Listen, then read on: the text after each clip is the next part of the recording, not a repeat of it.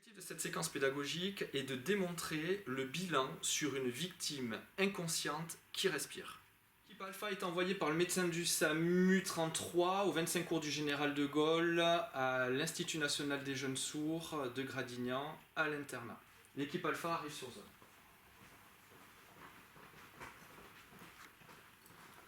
Très bien, on va réaliser le bilan circonstanciel. Donc, il s'agit d'une victime qui paraît inconsciente, qui a pris des médicaments et de l'alcool, 3 plaquettes vides, une bouteille d'alcool, une bouteille de vin vide, et à un mot d'adieu. Adieu mon cruel, il s'agit très certainement d'une tentative de suicide. Pas de seringue, pas de bris de verre, pas de danger apparent. Une victime, pas besoin de renfort. Et les informations de départ sont bien correctes, puisque nous sommes bien à l'Institut national des jeunes sourds, au 25 cours du Général de Gaulle à Gradignan, bâtiment B au rez-de-chaussée. Il s'agit donc ici de faire le bilan circonstanciel. On fait un plan large de la situation afin d'analyser la situation et de définir derrière la nature de l'intervention. On s'est donc posé comme question, que s'est-il passé? Est-ce qu'il existe un danger? Le nombre de victimes? Le nombre de... Est-ce que l'équipe de secours est suffisante ou est-ce qu'il faut du renfort? Et si les informations de départ sont correctes. Maintenant que le bilan circonstanciel vient d'être fait, on va pouvoir zoomer sur la victime et débuter le bilan d'urgence vitale. Il va donc débuter par la recherche des détresses immédiatement vitales. Pas de signe d'obstruction grave des voies aériennes, pas de signe apparent d'hémorragie externe. Maintenant, on va identifier la plainte principale de la victime. Monsieur, vous m'entendez? Serrez-moi la main. Ouvrez les yeux, monsieur. Absence de réponse, Julien. L'absence de réponse, c'est-à-dire l'inconscience de la victime, constitue la plainte principale de la victime. Maintenant, Julien, on va mettre la victime au sol et on va vérifier, pour pouvoir vérifier s'il respire. Donc on va vérifier, on a une victime qui est inconsciente, on va vérifier si elle respire. Je vais procéder à la libération des voies aériennes. Une main sur le front, 2 à 3 doigts sous le menton. Main dans la bouche, je garde le menton élevé. La libération des voies aériennes est permanente. J'écoute, je sens, je vois. 10 secondes. La victime est inconsciente et respire. Je vais donc résoudre son problème en limitant l'aggravation de son état, en la positionnant sur le côté pour qu'elle continue de respirer. Le bilan circonstanciel a fait apparaître qu'il n'y avait pas de signe de trauma, donc je vais faire une PLS seule.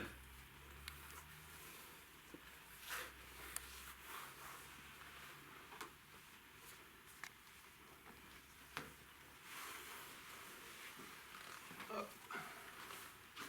On va ouvrir la bouche. J'ai donc résolu le problème de la victime. J'avais une victime qui était inconsciente, qui respirait. Je veux qu'elle continue de respirer, je la mets en PLS. Maintenant, je vais poursuivre mon bilan en recherchant les détresses moins évidentes. Donc, je vais commencer par l'examen d'abord, par ce qui tue, et donc par l'examen de la fonction respiratoire. J'enchaînerai ensuite par l'examen de la fonction circulatoire, puis ensuite l'examen de la fonction neurologique. Je commence par ce qui tue, le respiratoire. D'accord? Donc pour ce faire, je vais mettre ma main sur l'abdomen de la victime et je vais compter sur 1 minute. Je vais évaluer sa respiration sur 1 minute. Pendant ce temps, Julien va poursuivre en réalisant le reste. En mettant le saturomètre.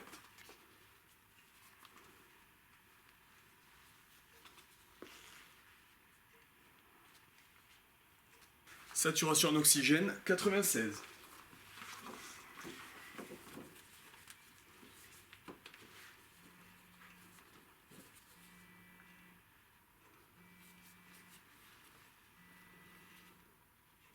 Pas de cyanose, pas de sueur.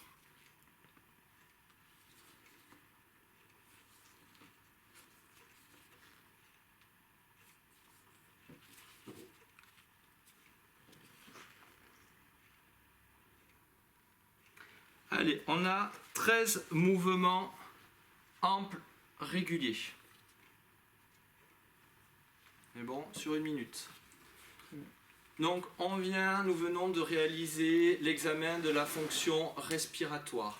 Il n'y a pas de signe d'altération de la fonction respiratoire. Nous allons donc procéder maintenant à l'examen de la fonction circulatoire. On y va. Je vais prendre le pouls sur 1 minute, Julien. Oui. Toi, t'enchaînes avec le reste. Attention. Alors, je vais juste me décaler un petit peu pour pouvoir avoir accès à son pouls. Moi, pendant ce temps, je vais prendre la tension artérielle.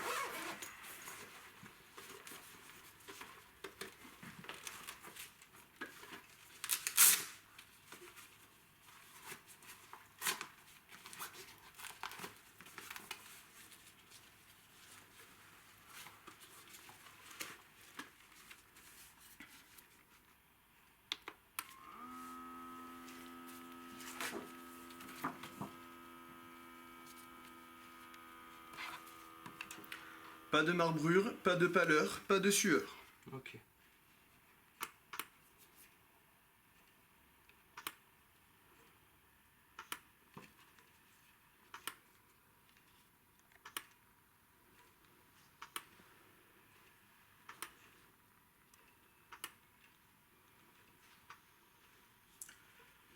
Tension artérielle, 119,81.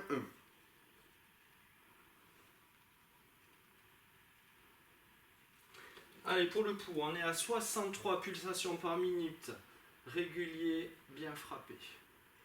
Très bien. Tu prends le temps de coloration cutanée. Inférieur à 2 secondes. Inférieur à 2 secondes.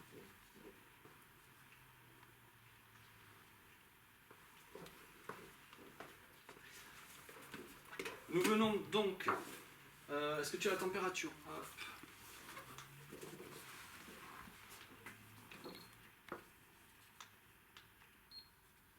On est à 36,3. Tiens, je te le range. Nous venons donc de réaliser l'examen de la fonction circulatoire. Il n'y a pas de signe d'altération de la fonction circulatoire. Nous allons pouvoir passer à l'examen de la fonction neurologique. Donc ici, notre victime est inconsciente, donc elle ne me parle pas spontanément, elle ne bouge pas spontanément, elle n'est pas alerte. Est-ce qu'elle est réactive à la voix? On l'a vu tout à l'heure, on va le refaire. Monsieur, vous m'entendez? Monsieur, serrez-moi la main, ouvrez les yeux là. Pas de réponse, ça veut dire que ma victime est réactive à la voix.